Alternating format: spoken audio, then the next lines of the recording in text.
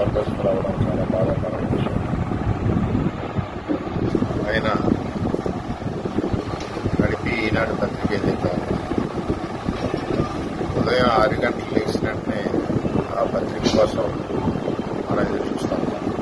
ఆ పత్రిక చూడందే మనకి రోజువారీ జీవితం స్టార్ట్ అవుతుంది. ఆ విధంగా మరి ఆ పత్రిక ద్వారా ఎంతోమంది ప్రజల్ని చైతన్యపరుస్తూ సమస్యల్ని ఎత్తి చూపుతూ ప్రభుత్వానికి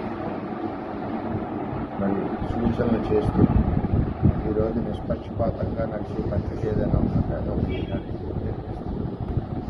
అది ప్రగాఢ సంఘాలను క్షమాపణ తెలియజేస్తున్నారు.